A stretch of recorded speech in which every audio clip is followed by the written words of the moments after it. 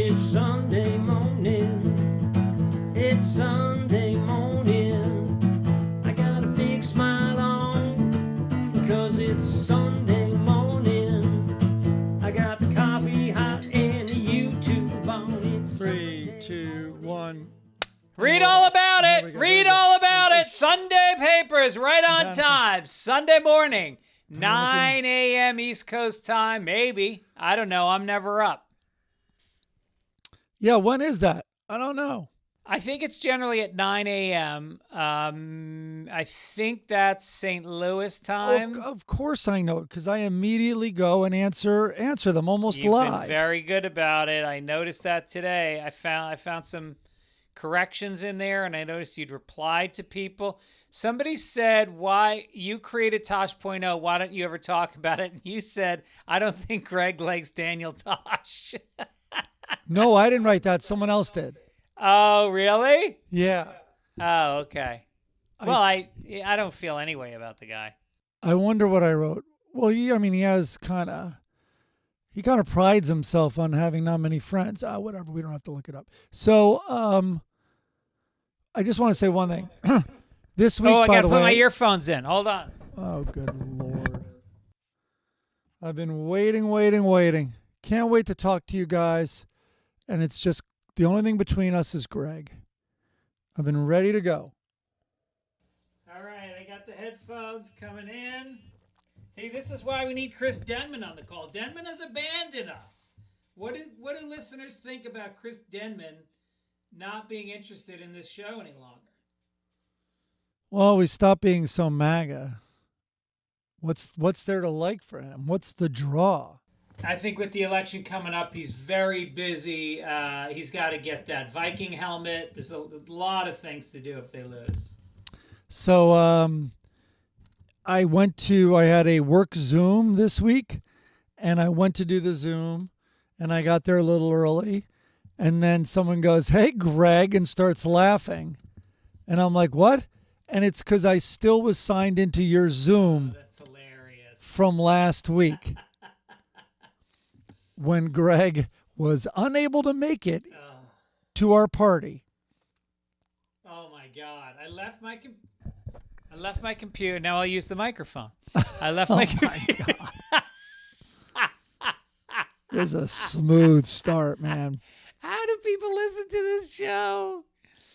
No idea. It's been growing, by the way. Our audio listens are way up. So thank you guys for spreading the word about the show. Nice. And then this college in Arizona State maybe, there's a kid in a communications class, and they're learning how to do social media promotion. And so they, as a project, the whole class took on promoting our show next week. Wait. Yeah. Not this show? Sunday papers. This one.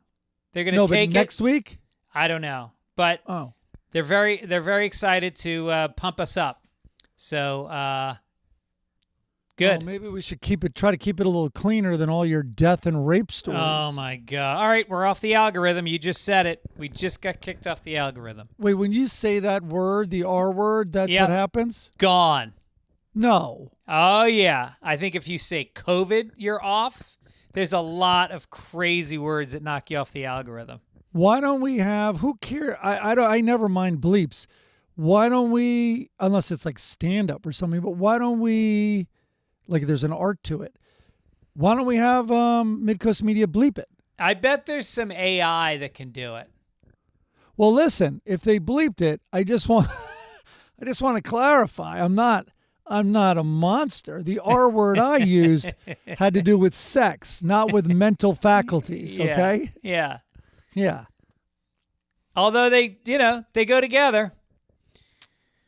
Oh, wow. So, in your world, I think they do. By the way, today, this airs on Sunday. There will have been the first 2 World Series games by the time you listen to this. We're very invested because, first of all, we have money on it. About 2 series ago, I think it was during the National League East. Might have been during Wild Card. Oh, during Wild Card. We both picked a team. I picked Dodgers. You picked Yankees. And to go whoever went further in the series. And now miraculously they're playing each other in the World Series. Some would say not miraculously with I think the two biggest payrolls and definitely the biggest stars. Yeah. All right, I'll make this quick though. You guys have to understand a little of the context. Greg and I are New Yorkers. Both of our dads raised in the Bronx. And so And moms. And moms. I didn't know. Oh yeah, your mom was down by Throg's Neck. Right. So both of them, well, your mom was the furthest from the stadium, but really all of them in the Bronx. And so it's a big part of our DNA. But just to review, I lived there till I was 5. I think I was 2. Yankees, Dodgers, the teams have met 11 times in the World Series, more than any other two teams. The Yankees have won 8 of them. The rivalry began in New York City when the Dodgers played in Brooklyn and the Yankees in the Bronx. The Dodgers moved to LA in 58. So they had a lot of storied past, especially back in New York. In 56, Yankees' Don Larson pitched a perfect game. It's the only one in series history. In 63, when the Dodgers were out here then, Sandy Koufax, Don Drysdale, they swept an aging Yankees that had Mickey Mantle, Roger Maris, and Whitey Ford. So it's just this legendary rivalry. So now we get into unbelievably influential years. Greg and I were basically 10 years old. Now, 77 was the Dodgers, but in 76, one of the most memorable things was that Chris Chambliss hit that home run over Kansas City to get them to the World Series. So 76, the Yankees return to the World Series. They get swept by the Reds. But do you remember that Chambliss? I mean, it was everyone in school came in tired because he did it in the 9th inning. Yeah. And then Artie, I think, has that amazing story about his dad throwing him onto the field. Oh, that's hilarious. I didn't know that. Oh, go find this story on YouTube of a young Artie being thrown on the field, and he's like, go, I'll find you. Because, so this was the story. So many people rushed the field. So it's called the Chris Chambliss rule. Okay, he had a walk-off home run in the 9th. Thousands of Yankee fans stormed Yankee Stadium field to celebrate. Chambliss was mobbed on the base pass and did not make an attempt to touch home plate. Instead, he ran straight toward the dugout and the safety of the clubhouse. Chambliss was then asked by Craig Nettles if he touched home, and he responded that he had not. Nettles told him that home plate umpire Art France was waiting for him to touch home so the home run could be ruled official. He then was escorted back out onto the field to touch home, but the plate had already been stolen. By Artie Lang. So he touched the area where the plate had been. Dude, that sums up 1976 New York right there. That's why I took that digression. So that's it. So in 77, Steinbrenner signed Reggie Jackson. He immediately created friction in the clubhouse. There were so many fights. I think there's a famous physical book. fights. Yeah. Oh, physical fights with Billy Martin, the manager, the captain, Thurman Munson. I think it's an amazing book called The Bronx Zoo, which talks about how dysfunctional it was. And it was the years before this as well. So anyway, New York City itself was going through a financial crisis under Mayor Beam. The son of Sam was out that summer. There was a major blackout. All of this is in another book called The Bronx is Burning. There were on average 3 giant fires a day in the Bronx. It was crazy. So the Dodgers appeared primed to win the series, but Reggie Jackson, Mr. October, he hit 3 home runs in 3 pitches. First pitch on each one in Game 6. And what few people know is he really hit 4 home runs in a row if you count his last at-bat in Game 5. And so he then had a walk in between, but that's not an official at-plate appearance. And so it's 4 home runs in a row. So they won it in October.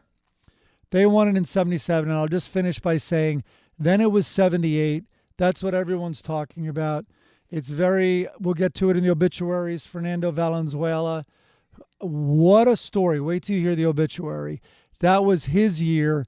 81 I'm talking about. Sorry, 78 was Bucky Dent. But in 81, enter Fernando Valenzuela, won the National Rookie of the Year and the Cy Young Award. only person ever to do that in the same year. All right, And we'll in get to him 81 later. And in 81, the Dodgers beat the Yankees. Sorry, I just want to put that Bucky Dent Yeah. in there. That's great. They faced the Dodgers in 78 and beat them. 81, Dodgers beat the Yankees. It's going to be great. I don't know if I'll get to a game. I have one guy that's got season tickets. He gave me tickets to the Mets-Dodgers game 2 Sundays ago. Maybe he'll come through with another ticket. That would be pretty fucking sweet. I can't imagine what those tickets are going for. I wish there was an app that you could get tickets last minute and go to the game. You know what the seat looks like. Oh, yeah. And what if you get loss of job, though? No, someone should come up with a way where that's insured. Oh. The logo this week is from Craig Godet, who gives us a lot of logos. This one is referring to, have you seen the series Mr. McMahon, about Vince McMahon and the WWE? No, but personally, I know firsthand, not my firsthand accounts of the madness. Yes, I had a friend who worked for 3 years every night at the event, that night on the private jet of Vince McMahon, working on the scripts for the next day's event, flying in, sleeping a few hours. The guy pushed everybody so hard, he was brutal. And somehow my friend lasted like 3 years on it. My friend did not last that long, and he was if you don't count Vince McMahon's daughter, he was number 2 in the company. What was his name? Cannot say. Okay. No way. You know him, though. Okay. I'll tell you after the podcast. But the series is amazing because I didn't know anything about. Obviously, I knew like Hulk Hogan and Stone Cold Steve Austin and Captain Lou Albano. Like I knew the big ones, but like I didn't really know how big it was. Like they were selling out Madison Square Garden size places night after night. Yeah. Dude, 365 nights a year when they started. And these guys are diving onto tables. They're getting hit by chairs. They're getting they're landing on their heads. They're getting concussions. And if you didn't work, you didn't get paid. So everybody kept showing up with concussions. It was brutal. Jesus. And then as it progresses, they just keep pushing the limits, and it keeps getting like hypersexual. He's like he's married, and he's making out and dry humping this this female wrestler. Ends up having an affair with her. Rapes like a bunch of women. It's bad. He was a huge sexual molester. Are we off the algorithm once again? Yeah. Okay, we have to bleep these. I got to take notes where all these R words are. Oh, my God. The song this week, I think Mike and I both agreed, is one of the best ones we've had in a long time. John Favreau, thank you so much. Simple. We're not, look, I love it when somebody orchestrates a Sunday Papers or we get a rock band, but this was just a nice, simple guy and his guitar, little fucking John Denver. Corrections. Last week we had none. You guys took that as a sign that you're slacking off, and this week we got quite a few. The correct reference would be Julie Andrews' film Victor Victoria. Okay. Hold on. That's not a correction. So I've answered this person. Thank you for writing. They wrote this in YouTube, and they're talking about that would have been the best joke to make. Oh. Yeah. Okay. Well, because we were talking about, what were we talking about? A trans person, maybe? Yes. And we were making jokes about now it's Victoria instead of Victor. Okay. And then Damian Kearns said Johnny Burnett sang the original Year 16, not Ringo Starr. I referred to the Sydney Opera House as Art Deco. He said it was long after Art Deco. Its exact style is classified as expressionist. Nice. Okay.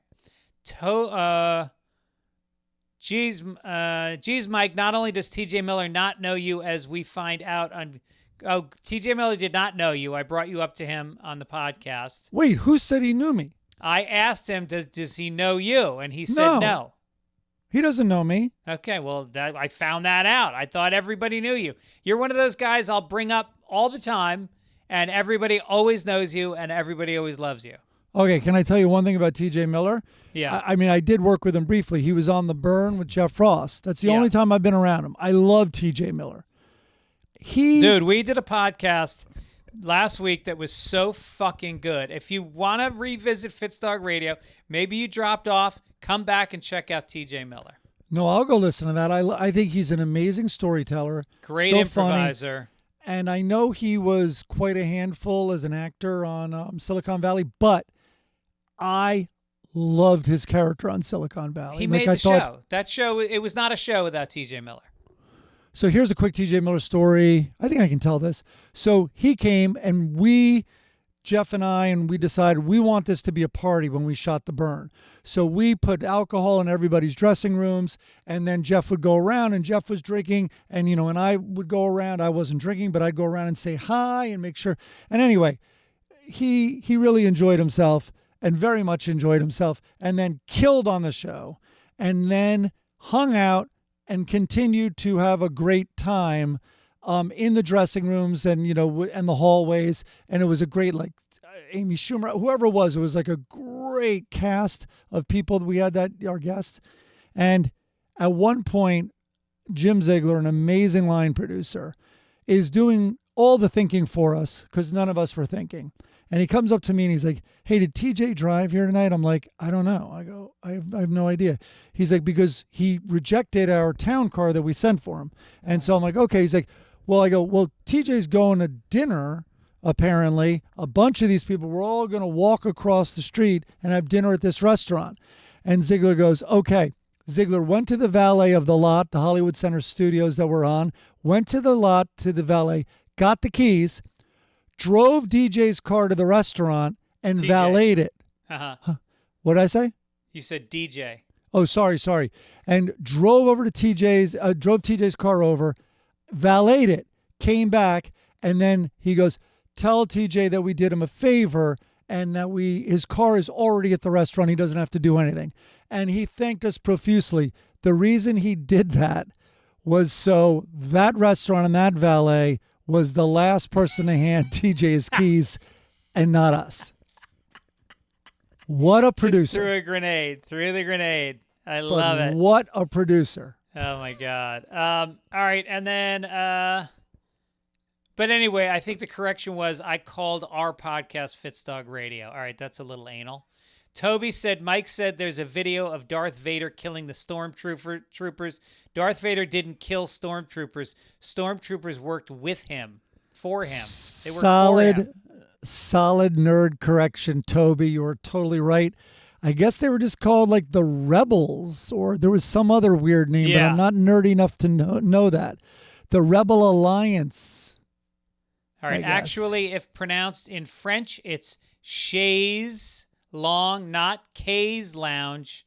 It's you corrected Al. Oh, this was on Childish. I corrected her. Anyway, it's from Sharon Feinsinger. Feinsinger? It was on Childish. Ryan in Chicago, it's hard to believe you had no corrections last week. I think you've broken your listeners' spirits, and we've largely given up.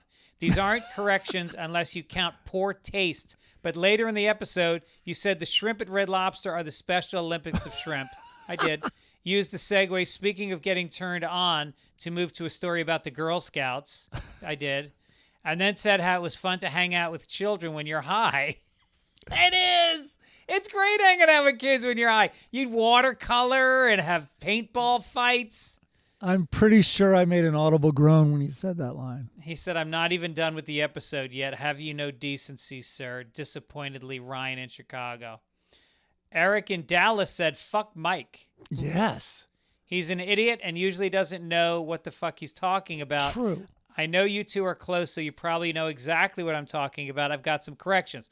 Mike, you said you lost a bet on the Cowboys game a couple weeks ago because the kicker missed a chip shot. It was a 52-yarder, and it was his first ever miss from 50 yards and up. He kicked a 66-yard field goal earlier in the game. It might be nitpicking, but fuck off sending hate. Eric in Dallas. Very solid. You're right. But in a way, kind of like the way you painted it, people were viewing it as a gimme. He had never missed over 50. Gimme. 50-yard kicks have become fucking gimmies in the NFL this year. I don't know what's going on. But the key is for this guy. For this guy, it was a gimme for this kicker. But wait, I'll say something else. First of all, the Jets, extraordinary team. They are finding ways to miss lots of field goals. They missed 2 in one game. So there are a lot of misses. I'm noticing it in college also. It makes it way more exciting when you don't think anything under 40 yards is an absolute gimme, because they're not. No, and Aubrey, I think is the guy's name. He's one of the best in the league. Then we got Michael J. Czechoslovakia stopped being a country. By the way, I got a lot of corrections on Czechoslovakia. It stopped being a country in 1993. Yes, 1993. That's likely more than 50% of the time you guys have been alive. The Czech Republic and Slovakia are separate but friendly countries. Come on, guys. All of the cringe check me out, check please lines still work, and using the right name will score you points internationally. Michael J. Thanks, Michael J. You know what? That checks out. Brian. Hi, Greg. In this last episode, while discussing your affinity for Czech hidden massage porn, all right, whatever. I'm not going to read all the Czech ones. Michael Zaccaro said, Mike described Hurricane Bob as that hurricane from the 80s. Hurricane Bob was in 1991. True. I only remember because it not only hit us on the Connecticut coast. One of my earliest memories was being 4 and watching it from our sun porch window. So I know this is lame, but it's an excuse to email you guys and say hello and love the show. Oh. Mike Zaccaro. Mike, that's very nice. You are right. I remember it now because I wasn't in Boston like I was for Gloria. I was actually Gloria, out. 1986. I was out in West Hampton, and then that's the first time I saw this little cottage industry of go-getters with their chainsaws, and especially their chainsaw like files to resharpen in their pickups, like cutting trees away from driveways, cutting them off your yard. So many trees were down in the Hamptons. Wow. Yeah. Sounds like a real tragedy. Tour dates coming up. Philadelphia, Helium, November 7th through the 9th, Philly and Helium. Get your tickets. That will sell out. Eugene, November 13th. Tacoma, November 14th through 16th. Then I'm coming to Tempe, San Francisco, Cleveland, Janesville, Wisconsin, Nyack, New York, Raleigh, Milwaukee, Vegas, Atlanta, Toronto, Pittsburgh, Tampa, La Jolla. Look at you. I got a brand new hour, and my agent's sending me out. He's calling these clubs. He's saying, this kid's coming in hot with a fresh new hour. He's going to let loose with the R word. A lot of R words. I've got 4 of them. Support comes from Fabric. Fabric by Gerber Life. Term life insurance that you need. Yes, you and I have both successfully raised 2 children into the world that are now adults. And Ish. I slept at night because I had term life insurance, and it was not expensive. It's like if you break it down, you can get term life insurance right now. Hold on, I got it written down here somewhere. But I love term life insurance. That is what I got. And I got it to a certain point where I'm like, you know what? They're on their own if I make it that long. Exactly. That was my feeling. Is I think it was so I took out term insurance for 22 years or something. Ooh, mine was 30. Because you got all these things, you do all these things to take care of your kids, but what if you're gone and they're relying on your income, then what's going to happen? Maybe you got a mortgage. They're going to have to sell the house, maybe at a loss. College, they ain't going now because you went and you died and you didn't take care of a life insurance for them. Solid. I sleep at night. Fabric by Gerber Life is term life insurance you can get done right here, Right now, you could be covered right from your couch in under 10 minutes with no health exam required. Even if you have insurance through your employer, it may not be enough to cover you. I guarantee it's not enough. Totally not. They got flexible, high-quality policies that fit your family and your budget. Oh, here it is. $1 million in coverage for less than $1 a day. It's ridiculous how little money it is to have peace of mind like that. Get $2 million. Find it in your couch. Come on. Spend $2 a day, get $2 million. Nah, you don't want your wife living that good. Then you got guys coming after her for her money. Give her $1 million. Yeah. They have over 1,900 five-star reviews on Trustpilot with a rating of excellent. Join the thousands of parents who trust Fabric to help protect their family. Apply today in just minutes at meetfabric.com/papers. That's meetfabric.com/papers, MEET fabric.com/papers. Policies issued by Western Southern Life Assurance Company. Not available in certain states. Prices subject to underwriting and health questions. Mike? Look at that. How about Mint Mobile, buddy? Support for Sunday Papers comes from Mint Mobile. I mean, Go look, ahead. I could go on and on. I don't know if I'm allowed to say what provider I had before. I could not get them on the phone. There's a phone company that didn't answer the phone. That's what amazes me. And you couldn't figure out anything online, so it was impossible. And I found a way to with Mint Mobile to pay for wireless for $15 a month with the purchase of a 3-month plan. No hoops, no BS. They make it so easy. You don't give up your number. It's 5G network, as you just said, high-speed data, unlimited talk and text. Come on. The website is amazing. Activation is simple.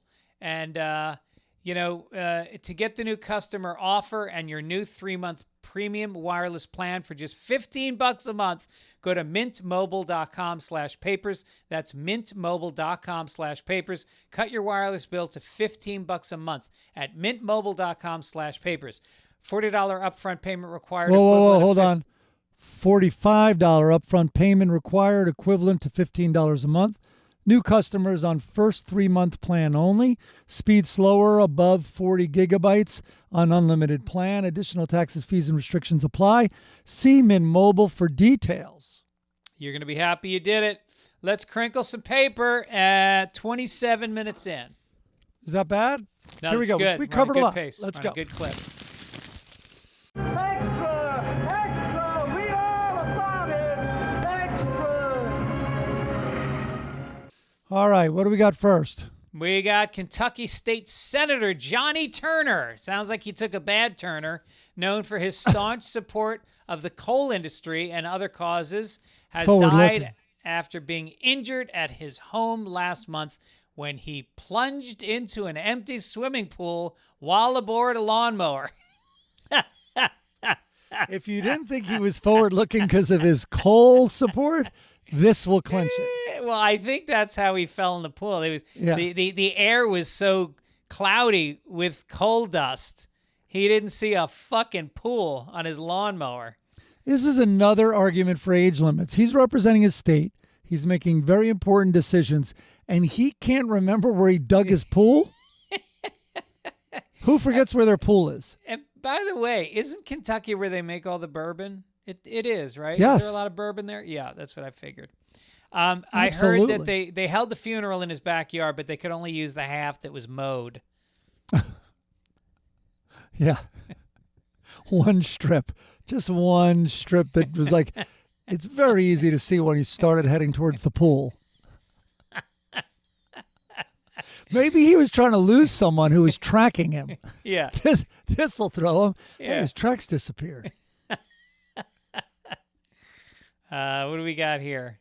Oh, superhuman AI could soon tell if you're going to die early. The NHS is set to trial a superhuman artificial intelligence that predicts a person's risk of disease and early death. It does so by reading the results of an electrocardiogram, and it can diagnose everything from heart disease in children to myocardial infarction in adults. If the trials go to plan, the AI program will be common feature across health services in 5 years. A January study has already found that it was able to correctly identify a patient's risk of death in the 10 years following the EKG in 78% of cases. So, yeah. You changed the order of stories. One of my jokes is a callback to a story that was before this. Oh, sorry about that. Here's this. How about this? It's going to be a call forward. When AI is doing the exam, does it casually mention if I've ever met the mother of dragons? You'll get it in a couple of minutes. It's our next story, actually. I just love the AI. It's going to be like this. The doctor's going to be like, hey, Hal, write an email to a patient who has a lot of money and good insurance that he has a life-threatening cancer that can only be cured through daily visits and a lot of expensive machines. Make it sound like there is hope, but not so much that he doesn't come in for the treatments. And AI, make him inquire. Suggest he inquire that it's a more thorough prostate exam if I use 2 fingers. Oh, I can't wait for the machine to do it. My doctor's a little handsy. He gets a little wiggly in there. It makes too many comments. I want a machine back there. Yeah. I just had my heart scanned, by the way, for the second time. No. Yeah. Why? Went in, and by the way, you have to pay for it out of pocket. No shit. They're trying to charge me $750, but it's $250 because it's actually cheaper because I didn't use insurance because insurance doesn't cover it. Yeah. It's the calcium scan, the echo. I forget. Of course, some doctors listening are being driven crazy, but I got the calcification. It's measuring the plaque in your heart, and I told you my buildup. They're like, isn't that bad? But it's in the valve that the medical community calls the widowmaker. The widowmaker. Yep. Yeah, which was the downfall of your dad. Yep. And that's my exactly mom was a widow. Because of that, I should check mine more. I don't do enough checks. I'm supposed to do the stress test, and because I have calcium in mine as well. But you know what? Honestly, I don't care. I know this sounds morbid. No. But if I die, I don't care. I'm not one of those people that's going to fight for an extra few years. I've had a good life. I've worked hard. It's all going to go away soon, and I don't want to be around for it. It's all going to go away. Oh, I mean, it's even if you live, it's all going to go away? Well, I mean, my career is going to end. I want to die before my wife. I don't want to experience losing a spouse or even a child. So you selfishly want to die before Erin? Let her deal with it. All right. It sounds like we should not do the rest of the stories, and this should be an intervention of sorts. You're saying some scary stuff. I've lived hard, and I don't see the country going in a good place or the environment. And I don't know. I just thought I'd get to this age and I would be relaxed and in the moment. And instead, I'm like just fucking stressed out. I'm done. I am seeing signs that you're in trouble. The glaring one is that hat. He's wearing a fedora. And my brother gave me this hat. It's a great hat. Are we allowed to say we were talking about our brothers before and the concept I came up with? No. Okay. Let's move on to... But wait a minute. Just a quick thing. Yeah. And this is hopefully good information for mostly the men out there listening. So I have a cardiologist because of my dad. I think I've told people this story. When my dad was really old, he went in. They found it. Luckily, they were looking at his lungs because he was a smoker, and they saw that buildup in his heart. And so without that, I think he was exactly like your dad because it was a buildup in that widowmaker valve. And by the way, your dad, I believe, passed the stress test a week before he died. That's right. And so cholesterol and the stress test aren't even indicators. So now what they do is they basically take a scan of your heart and they can see where the blockage is. So my dad's really old. Laura and I fly in from Los Angeles. we have a dinner with him in a restaurant where he gives us numbers. Like, here's my lawyer's number. Like, here's the guy that has my retirement plan from Estee Lauder. Like, we have one of those dinners just alone with him, not my stepmother. And anyway, years later, I do the math. He was 59. Wow. No shit. So you should, that was my wake-up call. So you should be doing the same. It's so simple. You get, I mean, I could tell you who, we have the same doctor. He recommended this amazing cardiologist to me. And this guy just wants to be very safe. And so we're looking at all the data we can. And it's a $250 test and it tells you everything. I don't want to know everything. I like the mystery. I like the great mystery. It's probably it's the fun of life. Well, this AI thing, the story we just did, this is the last thing I'll say about it is pretty soon AI is going to, how insurance companies have coughed up a pretty accurate estimate on when you're going to live until. Yeah. What are they called? I want to say estuaries. Whatever that name is. I'm spacing on it. Anyway, AI, man, is going to take all the data that you can give it from your family history and everything. They're really going to cough up some numbers. And it's very weird knowing your number, I would like it because then you could plan. Financial planning would be easier. Maybe you want to travel more if you don't have as much time. Here's the funny thing about dying. Whenever somebody's on their deathbed, and you dealt with this with your mother, it can get very emotive. I think you told me you said some things to your mother that you were really glad you did at the end. I said everything. And why don't we do that? Why does it have to be on the deathbed? Because is it too awkward? If they live after, what if they live after that? Now they know how you feel. Is that what our worry is? When I told her everything, about, how grateful, I could tear up even talking about, but I wanted to end the sentence like, you should go now. Like, get out of here. That was too much. That was too much for both of us. Yeah, you almost don't want her to ever tell anybody what you just said.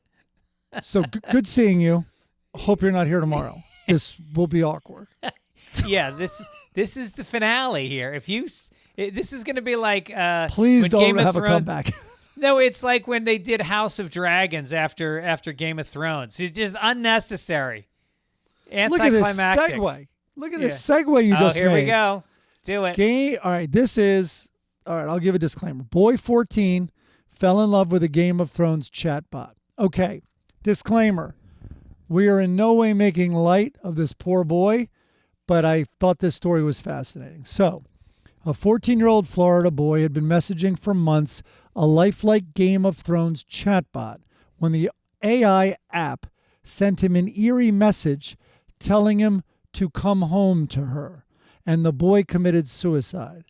The boy had become obsessed and allegedly fell in love with the chatbot character, a chatbot on character.ai, a role-playing app that lets users engage with AI-generated characters. The 9th grader had been relentlessly engaging with the bot Danny, named after the HBO fantasy series Daenerys Targaryen. All the nerds are going to come at me, but you know who it is, the mother of dragons. In the months prior to his death, he was engaged with her, including several chats that were sexually charged in nature and others where he expressed suicidal thoughts. So the mom is suing, and it's a fascinating case where can this fantasy entity, which the child fully knows is fake, is there any liability? You know what I mean? I think it's a fascinating case. But before we get on to serious stuff, couple of things. Suicide is nothing at all to joke about, and if you're struggling in any way, get help. You talking to me? Oh, yeah, I mean, Jesus, that's your segue. Also, if you live in Orlando and you're isolated and you fall in love with the mother of dragons, that is another sign that you should immediately get help. Yes. Immediately. Yeah. The kid fell in love with one of the great villains of all time. I went on a nerd site to count all the people that she directly and indirectly killed in Game of Thrones, and I thought it was going to be around like 10 or 15. I forgot a lot. It was 752,311. What? That's how many people she was responsible for killing. Wait, So- because the wars she launched? Yes. So I Okay. would say, and also her dragons burned a shit ton of people as well. Yeah. So if the person you have a crush on has killed over 751,000 people, it's a red flag, my man. It's a red flag. Yeah, I know. I just when a woman treats waiters badly, I'm out. You know, if she doesn't tip the valet well, I can't go out with her again. Yeah. And ladies, if you're currently sexting with a guy named Voldemort, you should know his exes call him he who must not be named. You can do better. Yeah. Plus, Voldemort hates non-pure blood wizards, so you have that too. Yeah, it's he who should be blocked.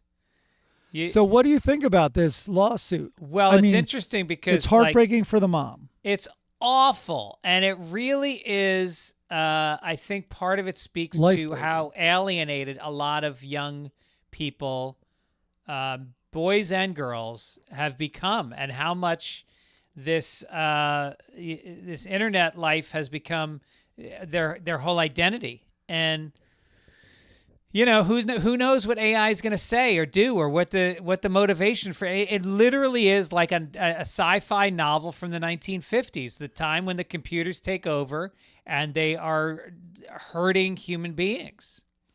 I mean, it should be treated, I guess, in a way like porn, where it's like this can really do damage, or alcohol. Like there can be a law about the age. Like he wasn't fully developed. I went and read some of the exchanges because listen, it's a game and AI knows it is, and AI knows what it's doing. It's totally being her character.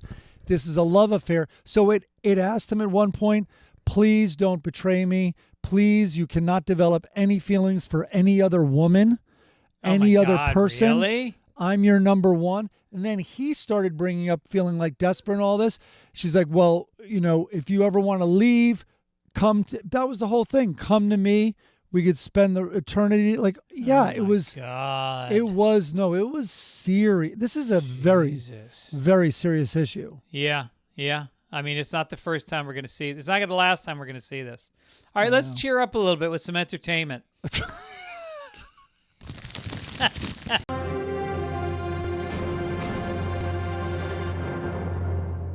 I am laughing because I know the story Greg put in entertainment. Actor Jack Morrell, one of my favorite actors, is opening up about his terrifying account with serial killer John Wayne Gacy. Morrell, 65, whose on-screen credits include minor roles in Law & Order, Hannah Montana, Grey's Anatomy, and Sex and the City, said he was abducted and raped R word. by the notorious criminal in 1978 when he was just 19. He was living by himself in Chicago, and he was walking home one night, and a guy pulled over and said, "Do you want to go for a ride?" Merrill continued, he pulled off near the ramp of the Kennedy Expressway and asked if I'd ever done poppers, amyl nitrate. So wait, there's a big part missing. Yeah, something's missing there. He gets in the car, apparently. If he's an actor, maybe act like you don't need a ride at that moment. It's like hooking up to the mother of dragons. So he pulled out a bottle and splashed some liquid on a rag and jammed it into my face. I passed out. When I woke up, I was in handcuffs. I saw the exit for Cumberland on the expressway near the airport. The next thing I knew, we were outside his house. He was a puny 19-year-old, he said. And this is the guy talking was a puny 19-year-old, yeah. Yes. The house was dark. He put this homemade contraption around my neck. It had ropes and pulleys. I did that this morning in physical therapy. And it went around my back and through my handcuffed hands in a way that if I struggled, I would choke. I did at one point and started to lose air. He stuck a gun in my mouth. Then he raped me in the bedroom. R-word, Greg! Oh, I mean, what time code are we here? How many R words? How many R words is an episode are we? You know that at some point he was taking an acting class where the teacher said, use this experiment. I'll use this experience. Is that what it is? Yeah. Dig into it. And by the way, if the guy is if he's not insane, he's going to do a one-man show about this with the ending as him in clown makeup crying on a dark stage, I would see that in a second. So you think Gacy, who famously was a clown, you think he dressed his victims up as clowns? No, he's gonna role play. He's gonna play both roles. I think half of his face is clown makeup, and then half of him is the scared 19-year-olds. The guy did say that this was the worst thing that ever happened to him until he started working on Grey's Anatomy. So yeah, until I was like in the middle of a surgery, and all of a sudden they were playing an Amy Mann song for 7 minutes. Yeah. You ever notice how Grey's Anatomy? Like, my wife loves it. Like, they fucking manipulate you with music. Every scene that has any emotion has these swells of music. It's Kylie Minogue and horrible. I remember season 1. I'm like, so it's rich white doctors complaining? Yeah. And it's like, no, I remember I said that. It's like, no, there's an Asian woman and a black woman. I'm like, oh, okay. So it's rich doctors, just also the most unprofessional hospital in the world. Yes. Unimaginable. Well, I want to do a Grey's Anatomy with all the rightful lawsuits against them. Yeah, right. What wasn't Sandra Oh in that? Yeah, of course. She's amazing. And guess who else was in that? Our good friend Greg Gurman did many seasons of Grey's Anatomy. Yeah, isn't he still on it? They rebooted it, and he's on the reboot. Yep. Did it go away? I thought it was just on like season 400 by now. No, it went away and then it came back. And Greg's son, we should say, Greg Gurman, IMDb him. He's done a million things. He's a good buddy from the neighborhood. Yeah, no, he's great, unbelievable. Now his son is killing it. His son is and was almost killed by Dahmer. He was the jogger that Dahmer brought back to his house and then tried to kill. And now he's in that show Generation Z, which is the spinoff of The Boys. He's like the star of it. I have to do The Boys and that. Yeah. Wait, back to Grey's Anatomy. This is very true. No joke here. It was insane. There's 2 shows that my daughters watched where I couldn't be in the room because of like the cadence, and it's I understand it's just me because they're quality. But the other one was oh my God, what's the one that young teen girls like with Laura in the little town?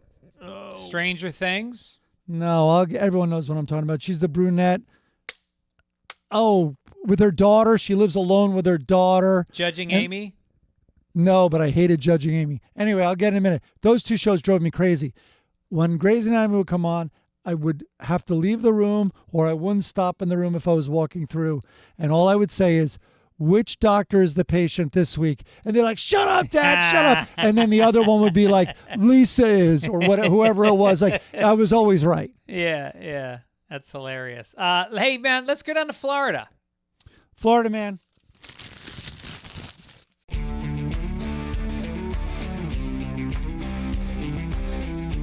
Come on, Laura. Great, funny actress named Laura. Her real name is Laura. Yeah. Oh, I know what show you're talking about. And the daughter spoke like a special person. Like almost like a Peanuts. I'm gonna look it up. Sure. Make America Florida. Florida man arrested for posing as security to sneak into Taylor Swift concert. So some full-on mental illness with this guy.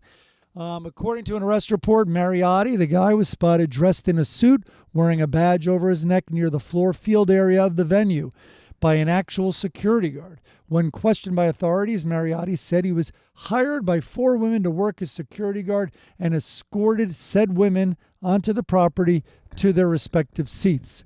However, 2 of the women told police their aunt had hired a driver for the evening and they didn't know why he had a badge. Way to rat out the guy who's taking care of you. An Italian national, Mariotti, remained at Turner Guilford Night Correctional Center on an immigration hold and $1,500 bond. So I can't wait to hear the new Swift song about a guy who's a liar. Oh, wait, there are already 400 of those songs. Yeah. All I did was look up Taylor Swift lyric liar. First result. Here's the Bob Dylan of this generation. All you are is a liar and pathetic and alone in life. And I mean and mean. Oh, sorry. And mean and mean and mean, all caps. Yeah. Split up at the docks that night with the agreement it was best. I looked Mean at her and as she mean walked and away. mean, you meanie. She should have found a word that rhymed with meanie. But by the way, impressive. Our biggest thing is saying, by the way, getting to the field, impressive, my man. Yes. Especially when you got to stand out. It's women ages 13 to 14 everywhere, and you're a guy with a jacket and a tie on. Yeah, you might stand out a little bit. Yeah. And by the way, these fucking immigrants taking all our stalking jobs. Stalking? After they took them away, Taylor Swift stood up, pumped her fist, and said, "Fight, fight, fight."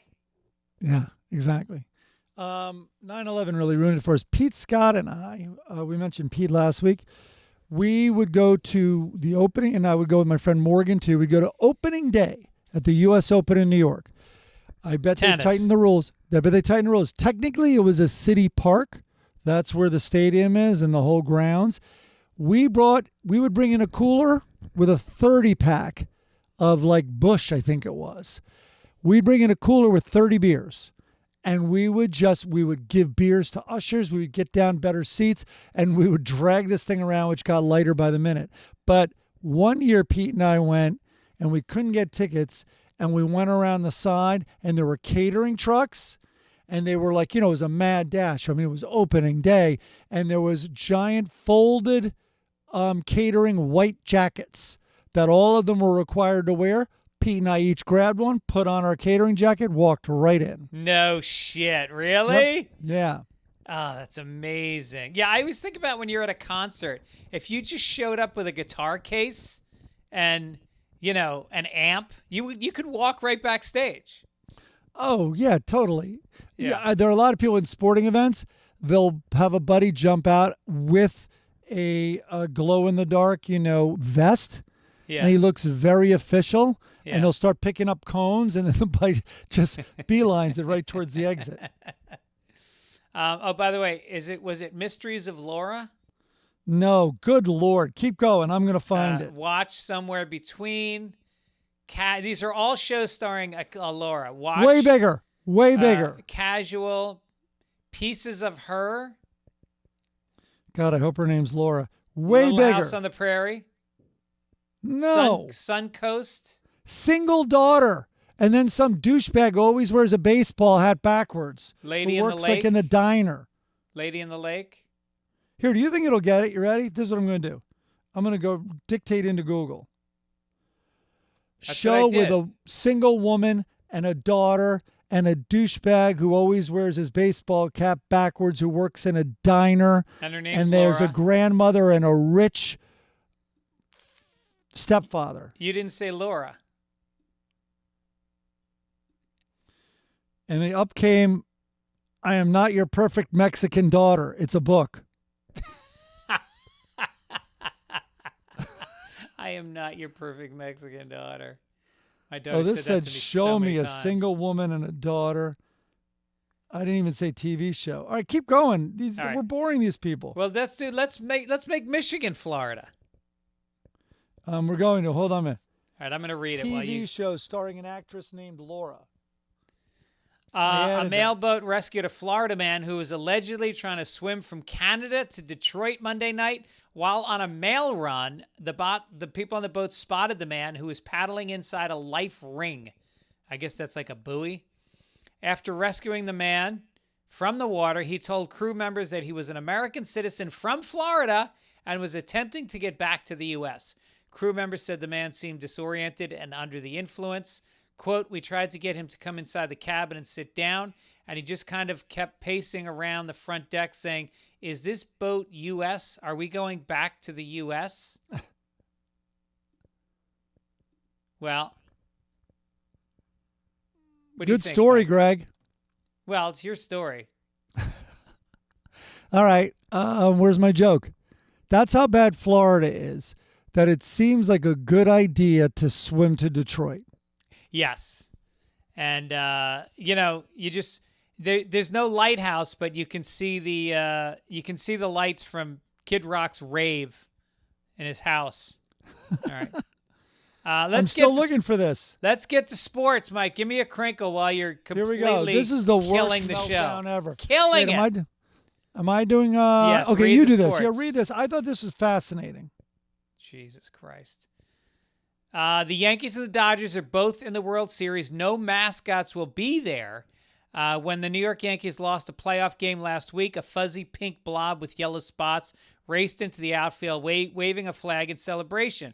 This was a few innings after hot dog races around the warning track and a few hundred miles from a scene in another league where the Los Angeles Dodgers endured the antics of a married duo with giant baseball heads cheered by fans in purple grimace costumes. Playtime's now over. No more shenanigans, no more tomfoolery, no more ballyhoo. The Yankees brushed past the silly Cleveland Guardians in their league championship series, and the Dodgers dumped the dopey New York Mets in theirs. The World Series is here. No mascots allowed. 28 teams have mascots. Only 2 do not. Only 2 do not, and that would be the Yankees and the Dodgers. How about that? Pretty amazing. Yeah. So what would the Dodger mascot be? Here's my pitch. A hot dog called a Dodger dog that takes an hour to get when you're at the stadium. How about that one? Yeah, that's very good. representative. Yeah. What about for a Dodger? What about a figure who received military draft deferments 5 times, once for bad feet and 4 times for college? That could be a fun mascot. Yeah, I see that. Yeah. I think the mascot might be it's just a headshot. There's no actual person. It's just a headshot with arms and legs that runs around the field, and especially now it's development season, so this is the perfect time of the year for the headshot. Maybe it's an actor on the picket line. Oh yeah, there you go. Okay, my apologies to everybody who has been screaming Gilmore Girls at their whatever they're screaming at. Hopefully your significant other. And it was not Laura. It was Lauren Graham. That's right. She was awful. What? Awful. No, she's undoubtedly talented. I think there's something wrong with the daughter, the actress included. Yeah. And the show, I don't know, it made me angry. Yeah. And then I was really like, it's, you know how like some arguments with Erin or your kids or family are fueled by, and you don't realize it at the time, like a worry about them, like, so you're worried that they're always going to be that way, or you're afraid that a kid's hangover that means it's alcoholism down the road. So I was afraid my kids were R word. The other R word. Yeah. Because they loved this show. Yeah. I can remember. That was definitely, as you said, you keep walking. You walk into the TV room and your feet don't stop. You just look at it, you judge it, and you just walk. It's always the same scene. It's the same show every time. And they did a lot of seasons of that show. I think 9 or 10. What's it called when again? Oh, no, then it came back. I think, when you run into, because this happens all the time. I was just going to say Grey's Anatomy, Gilmore Girls. Yeah. The G's are terrible. So you and I, it happens all the time because people find out we're kind of in the funny business. But when you run into someone who think, and we have them in our families, who think they're really funny and they are constantly flexing it, that's what Gilmore Girls was. It was... Yeah.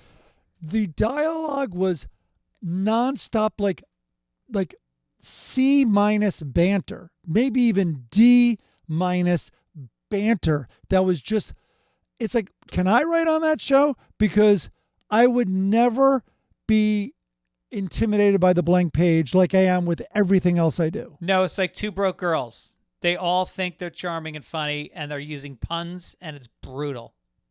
Oh, 7 seasons. City. It ran for 153 episodes.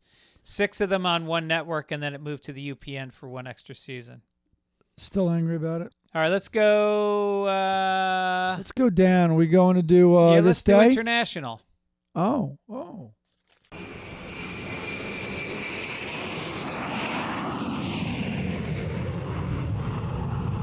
You got a bunch of little jokes I in don't here. know how much I read of this section. What do we got? We got.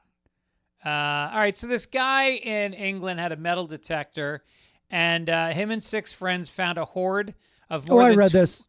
2,500 silver coins in the ground for 1,000 years. It's valued at $5.6 million. It came from the Norman conquest of England, William the Conqueror. I mean, it's pretty insane. And it's just fun to me to think how many more douchebags are going to be on the beach now with those metal detectors. And maybe that's, I'm so like bummed out about how my life is going to end. Maybe I just become one of those guys. Don't they seem happy on the beach with their big brimmed hats? This hat, I could wear this one. I'll get the white block on my nose and giant headphones, Crocs on my feet. You check out girls while you're doing it. That's an easy excuse to go right near a woman's blanket. Your description is not far off from how you've been at the beach the last 20 years. Yeah. The only difference is holding a machine. That's right. So you're there. Just do it. Can this guy go help search the garbage dump for that hard drive with all the Bitcoin in it? Oh, that's in Scotland, right? It's in England, I think, and it's worth more than this. Oh, it's worth billions. Yeah, it's worth way more than 4.3 million. Billions. Or 5.6 million, whatever it was. Oh, my God. All right, here's one more. Now, let's skip that one. It's just too dark of an episode. Let's go down to... You put in these stories with the R word. They're so dark, so dark. Yeah, next week is going to be a rated G episode. And then here's the 19-year-old Walmart employee... Ready? Who was found dead in the store's walk-in oven. By the way, I didn't even read past there because I didn't think we'd do the story, but I did write, you lost me at walk-in oven. You know how if you put a cucumber on the floor behind a cat, like there's a million videos of it in the like a cat in the kitchen, it turns around and it leaps because imprinted very instinctually, the cat thinks it's a snake, and even though it's never been exposed to a snake, it's never been taught about a snake, it's in its DNA and it jumps. Humans should be the same way with a walk-in oven. Yes. If you feel something get very warm very fast, you may want to backtrack a little bit. Well, it's almost like you see something across the room, you see a big metal door, and you're like, is that a safe? Like, is that a vault? Or is that a walk-in oven? And as soon as they tell you it's not a vault, you're out of there. Just instinctual. You're gone. Well, I think that Jewish people would probably have that instinct in their DNA even more so. Yes. The human race, though, generally. Yes. Don't forget there were people who did it to them. Your people. My people. I'm just going to say it's your people. All okay, right. here. This look at your day hat. in history. Look at your hat. You have a very German villain hat on. Yeah, I'm not German. I hate the Germans. All right, here we go. You see, you have hate in your heart. You just proved it. Okay, let me find the ones I liked. Where would they be? Taylor Swift, boring. Red Sox, by the way, this is when they ended the Curse of the Bambino. That 2004, they finally won it. Okay. American poet and novelist Sylvia Plath, whose best known works are preoccupied with alienation, death, and self-destruction. Yes. She was born on this day in what year, give or take 10 years? Sylvia Plath was very big with the goth girls. Every emo girl was into Sylvia Plath. So her writing probably came out mid 20th century. So I'm going to guess 1929. Very impressive. 1932. Nice. That was really good. either deductive or inductive reasoning. I don't know the difference. And I don't really care to think about it. Okay.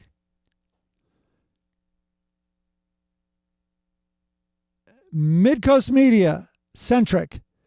The Gateway Arch in St. Louis, Missouri, designed by Finnish-born American architect Eero Saarinen to commemorate St. Louis's historic role as gateway to the West, was completed on this day in what year? Give or take, I'm going to be very generous with this, 15 years. I just love that that's what St. Louis's big attraction is, the gateway to, like, you could literally put that arch anywhere in the country, stand just east of it, it would still be the gateway to the West. Newark. Yes. Yeah. The arch is not as old as you think. I remember I was there in 1990. I just started doing stand-up on the road, so it was about 94, and it was there. So I'm going to say early 80s, 1983. Oh, man. Your logic sounded so sound. 1965. No. Okay. Wow. But you're right. I thought it was older than that. You know, looking at the picture of it, it's like they took the Washington Monument and just bent it down to the ground. You know, you can walk through it. I've been to the top of it. Yeah. No, in an elevator, in a little cart. I don't know what you call it. It's an elevator, but it eventually goes sideways. Okay, we got. Did you know that Bill Gates, 1955, he was born? I thought he was older than that. I thought he was way older than that. I know. He looks older. Okay. Harvard University, the oldest institute of higher learning in the United States, was founded by the Great and General Court of the Massachusetts Bay Colony in what year? Give or take 50 years. Oh, God. Harvard was founded? I'm giving you a 101-year window to guess. I'm thinking 1690. 1690. That's the best. 1636. You missed it by 4 years. Oh, 1636. How old is this fucking country? Old enough Jesus. to have that goddamn whatchamacallit, the largest. They're sitting on the longest stash of cash ever. Their endowment. Can you imagine the ye old douchebags that graduated from that school back in? Well, slaves worked at Harvard, right? Didn't we learn that? Yep, they built it. They built part of it. Oh, cheapers. All right, let me see if I can find one more. Oh, Goebbels, you'll know that. You'll know that. I think it's Goebbels, isn't it? Maybe, yeah. Sir Walter Raleigh, you'll get that but he was executed for treason. You would probably get what year-ish. I would give you a big window. We're going to find one more. Oh, Whitey Bulger. Oh, there's one. American basketball player LeBron James, who was drafted directly out of high school, made his NBA debut with the Cleveland Cavaliers. He must have been 18 or 19, I'm imagining. God, do you think he might have been 17? Anyway, he made his debut on this day in what year? Give or take 3 years. 2001. Yeah, 2003. Nice. Very good. All right, what are we doing now? I want to Google how old he was. All right, let's get to letters to the editor. Jane Blue said, so reassuring hearing you joke of panic to take quiz naming famous people. So unnerving with age, observing own growing instability to pull names, which I, of course, know from memory. This woman sounds like she's had a couple glasses of white wine. I'll test myself at times trying to recall all 18 names from show Friends. 6 character names plus 6 first and 6 last name actors. I certainly know all of yet increasingly rare to nail all 18 anymore. So I was going to put to you, Mike Gibbons, name the 6 lead actors, the actors' names, and the characters' names from Friends. Okay, here's the thing. This woman, very sweet to empathize, she wrote into YouTube, and I wrote her back how amazing this was. I was worried about myself, like, and it was totally because of lack of sleep and that I'm terrible at it. For some wild reason, I did the same drill. And I literally wrote back to her that I could not get Lisa Kudrow's name to save my life. Like, it wasn't even like, you know how sometimes it's close, you're like K, K, K. Yeah. You always go K, K, K when you're trying to think of something. And I couldn't get it. And I also couldn't get first of all, I don't watch Friends. I don't think I could name one character maybe, and I think I could name 4 of the actors. No. Matt LeBlanc.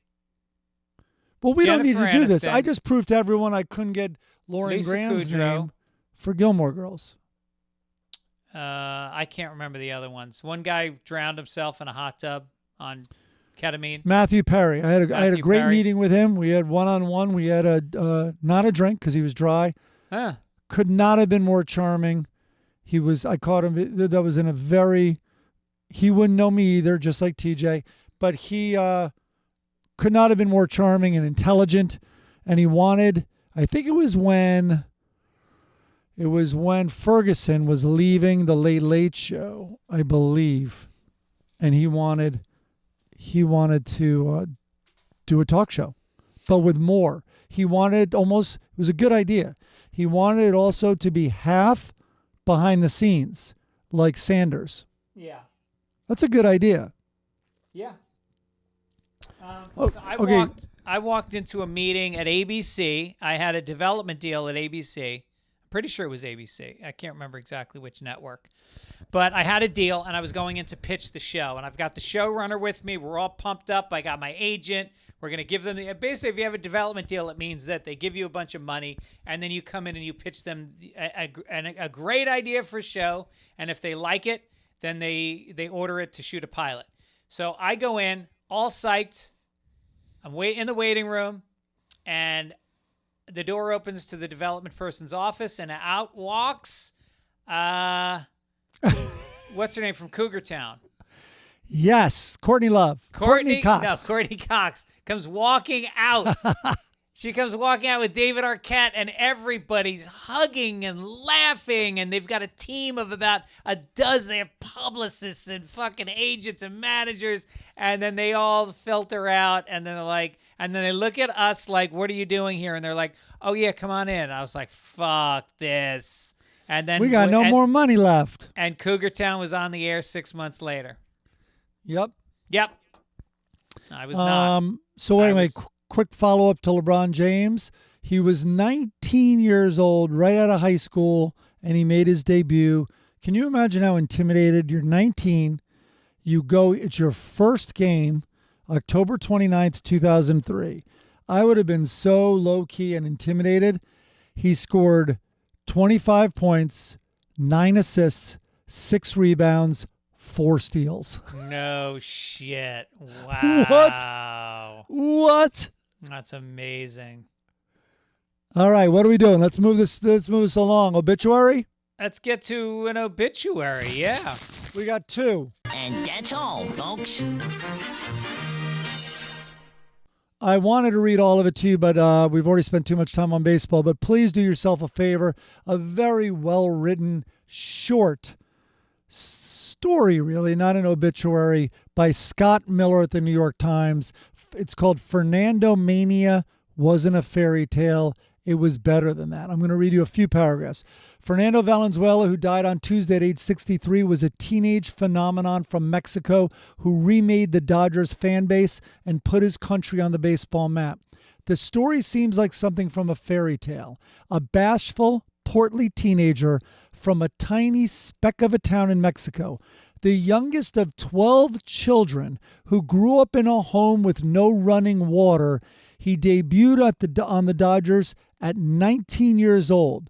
His left arm is seemingly gifted from the heavens, which also uncannily is the direction he glances, skyward, uniquely and unforgettably, at the apex of his windup on each pitch. And at 20, in the glorious summer of 1981, with that majestic windup and magnetic charisma, Fernando Mania roared to life. Fernando Valenzuela, the paunchy and enigmatic left-hander, had a season for the ages.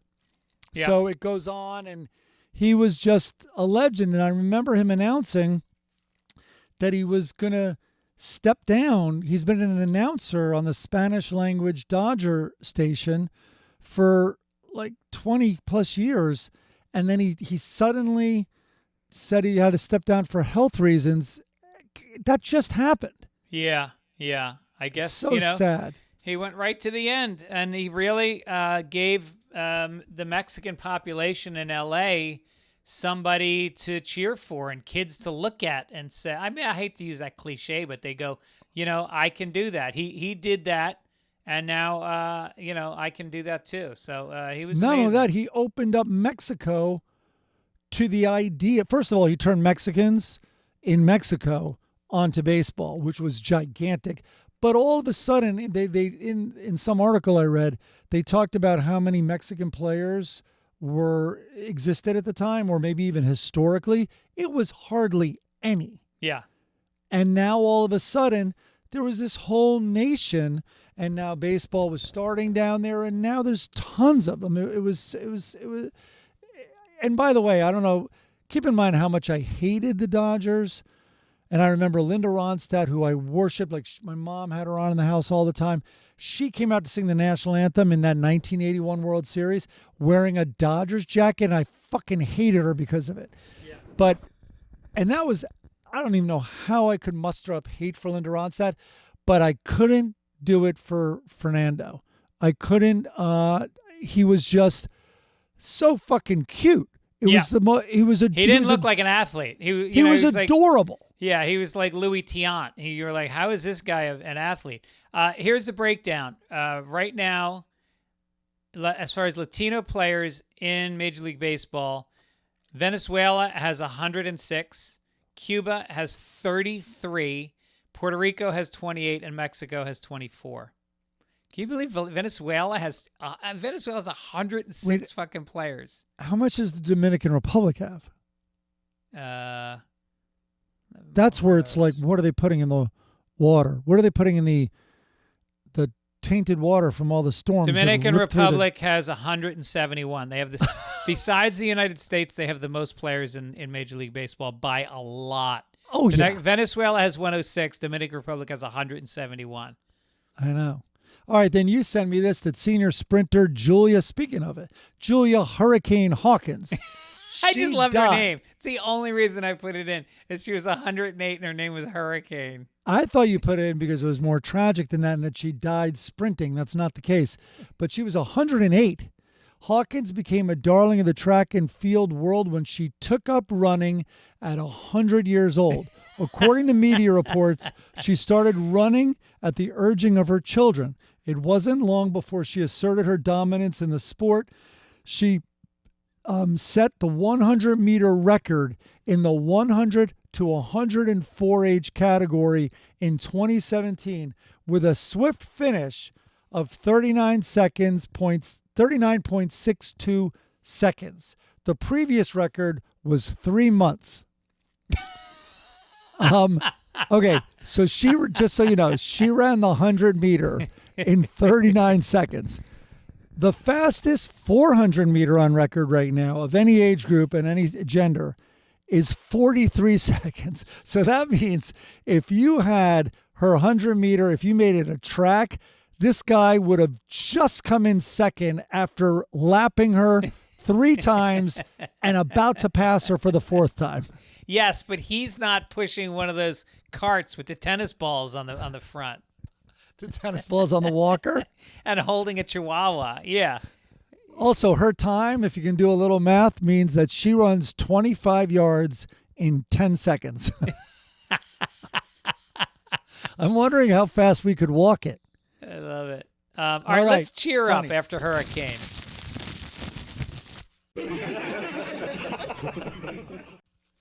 All right, so we got the caption contest. Sorry we took last week off, but we're back with a vengeance. If you write in a caption for this comic strip, you will win a koozie if you are selected by the expert panel of Greg Fitzsimmons and Mike Gibbons. Yes. What the fuck do we know? So there's on a dock, a fishing dock, there is a shark, and he's hanging by his tail. His back is arched so that his mouth is wide open, where a photographer is taking his picture. The fisherman stands next to the shark. In the background are two other sharks in the water, and they are... Okay.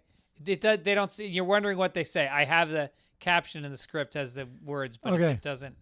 Okay, so Rich Butchko said, try to smile, Billy. I'm pretty sure this is going to be our last family photo. Oh. Okay. Jason Cobb said, John Hanson's show has literally jumped the shark. All right. Who's John Hanson? Catch a Predator. Oh. A little bit of a leap. To this is a Predator. I like the jump the shark reference, but I didn't get the rest of it. Ron Dvorak said, that's the same pose he was in when he gave that sperm whale a toothy blowjob. Okay. All right. A lot of backstory again. Yeah. Imagine getting a blowjob from a shark. Lane from Denver said, the things fans request on OnlyFins these days are a bit risky for my taste. Sounds like he had OnlyFins in his back pocket and worked it in here. That's a little bit what I felt like with the jump the shark. Like the joke doesn't match the reference. Larry Zemlick said, lucky bastard. He's probably going to be on the front page. Okay. They're avid newspaper readers. Okay. Next one is, you're going to need a bigger camera.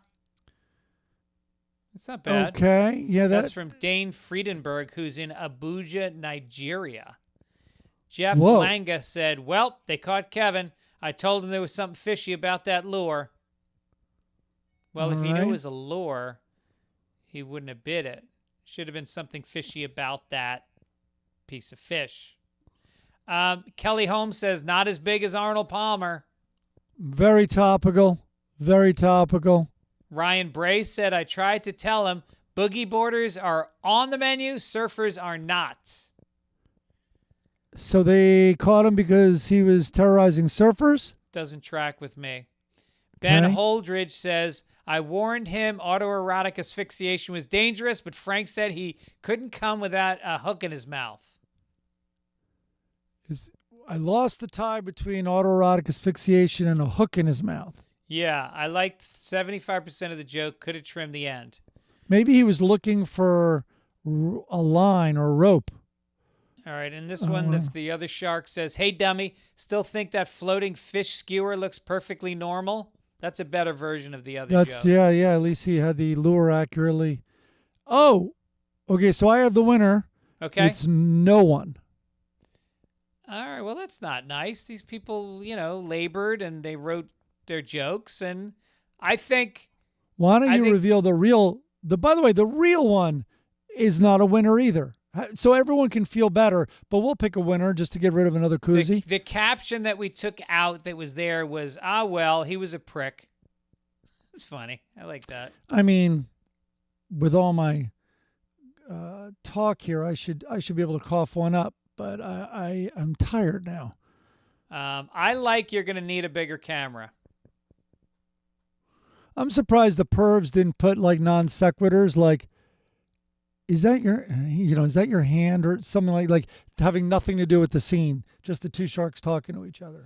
Now, I'm going to go with not as big as Arnold Palmer, actually. I think that's what we have to go with. All right. Kelly Holmes, congratulations. You won it. Thanks for all the submissions. They don't all get in, unfortunately, because of time. But I hope I'm making good choices of the ones I put in. If I missed one, then my apologies. Send me that address. Yes. The caption is, it's a telephone booth with a Superman-looking type guy with a cape on coming out. He has on fishnet stockings and fishnet bustier. And garters. Like garters and like a G-string. And there's a couple looking at him very wide-eyed. So Superman coming out of a booth, dressed in drag, basically.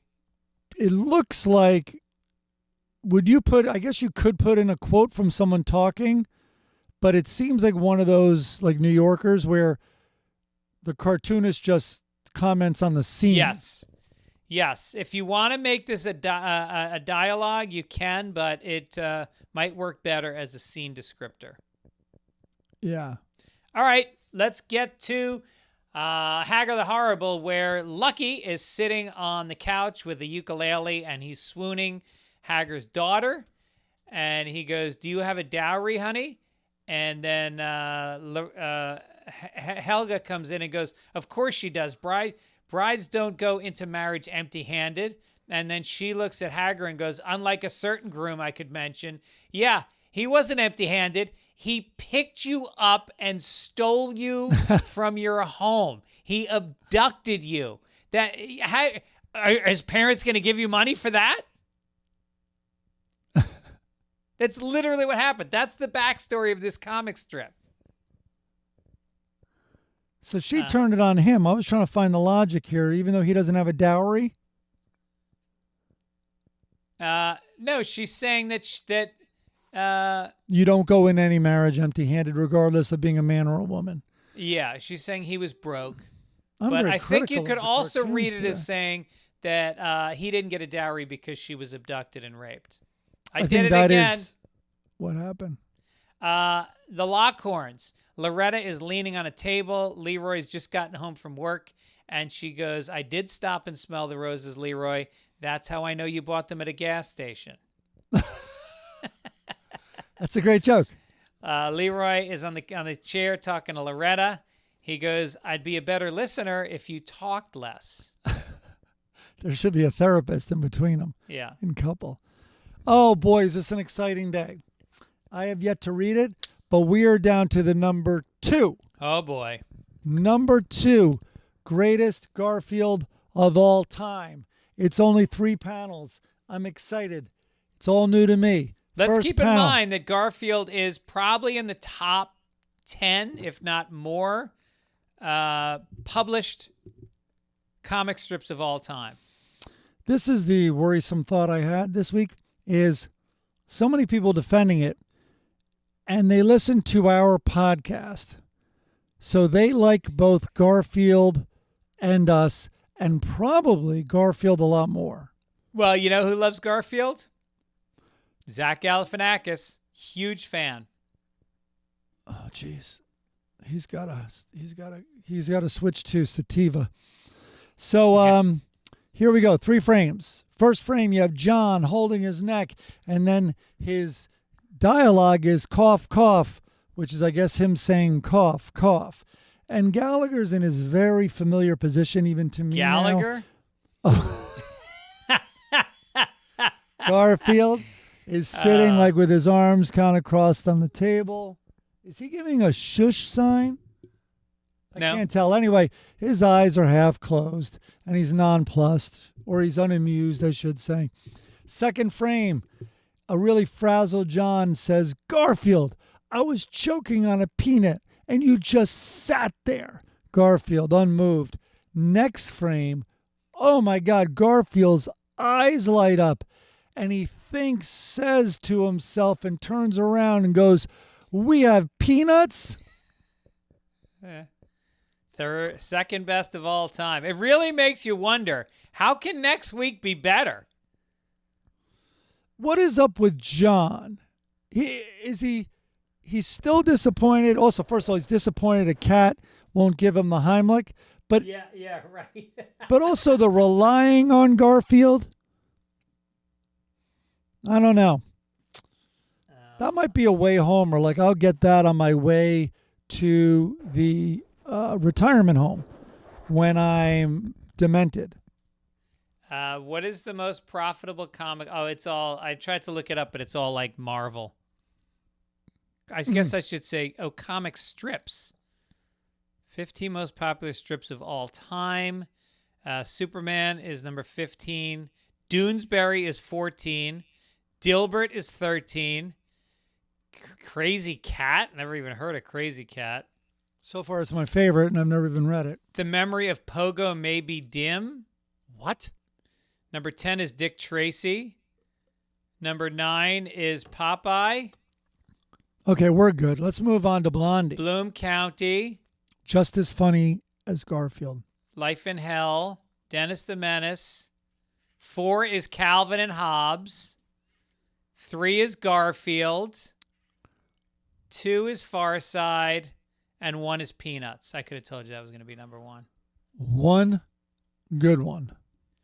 Let's get to Blondie. You're not going to believe this shit. He's in the office, and he's got his stupid little bow tie on. He's slumped at his desk because he's miserable because he has stalled out at the bottom. And he says, "Hi, honey, can you tell me what's for dinner?" Cut to Blondie. Jesus, motherfucker. She's wearing a teal... It looks like it might be silk skirt that is wrapped around her right thigh. You can see it cutting through the slit. She's got on a black velvet low-cut long-sleeve shirt that is hugging her bosom. She goes, this artist has a field day with this. Yes. She says, "I haven't decided yet, dear." And then he goes, "Call me back when you decide. I need something to look forward to." Something to look forward to? There's literally a wet dream on the other side of the phone. You're coming home to see her. I would eat fucking dog food. I would eat the Blue Dog's food to make love to Blondie for just 6 minutes. He says, "Call me back when you decide. I need something to look forward to." What? He doesn't, I don't know. Is this guy ever going to get it, man, or what? I mean, it just feels like she's got to move on. John. If she dated John from Garfield, it would be an upgrade. Look at both of the artist was so focused on her underboob and that line. By the way, it looks like, picture it, Greg, and I'm doing this for you. And I might lose you. You might jump right off this Zoom. The middle frame, it's as if the artist made it a transparent skirt. Yes, very much so. It's and like clinging. shaded it blue to show you that it's transparent.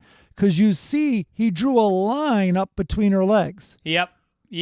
And it almost seems like it's a silk skirt that has static cling. It's clinging to her. It's see-through. She's wearing a see-through slip. Dude, that's what I'm going with. By the way, there is a series on Apple Plus right now. Hold on. I'm going to look it up for you. Okay. It is the most erotic sex scene I think I've ever seen on TV. Is this the one with Kevin Kline? Yes. I haven't seen it yet, but is it the girl on the beach? It's called Disclaimer. It's the girl on the beach, and she seduces this college boy. And this girl, I forget her name, but she was married to Sean Penn for a couple of years. And her father is Vincent D'Onofrio, and her mother is, Aaron recognized her mother's name. She's a very famous, also highly sexualized actress. But, I mean, this woman has maybe the greatest body I've seen. What was the age difference between Sean Penn and... Well, Sean Penn's probably older than Vincent D'Onofrio. Yeah. And he's with his daughter.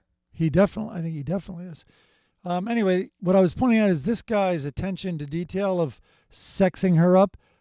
Then look at the phone technique on the two of them. What's going on? It's like walkie-talkies. Yeah. Right. Strong finish. All right, let's do it. Strong finish. All right, listen, folks, if you love the podcast as much as we do, you're going to support us by supporting the sponsors. You're going to go to fabric.com/papers. Meet Fabric, MEET fabric.com/papers, and get involved in some term life insurance for yourself. Also, mintmobile.com/papers. Get yourself $15 a month when you do a 3-month deal. Mike, anything you want to plug? Yeah, man, Yankees. Let's go, Yankees. Also, enjoy. I'm going to be fair about this and not too partisan. Also, everyone should enjoy the Fernando Valenzuela tributes that we're going to see. They're definitely bringing him up in these series. In fact, he could be their motivation. He could be why they want to win it on this first series with the two teams going at it since 1981 when that kid hit the scene. Oh, you think they're going to wear black armbands? First of all, they better. I mean, I'd be disappointed, and I don't want them to have any more emotional incentive to win this thing. But if they don't remember him in a way that's motivating to the entire city, I don't know what they're doing. Yeah, I know. I mean, I go to Dodgers games, and it is 70% Latino, and I'm guessing mostly Mexican. Oh, my God. Yeah, are you kidding? I mean, Yeah. Doyers, baby. Doyers. Dyers. All right, go Jankees, and we'll see you guys next week. Take it easy. Take it easy.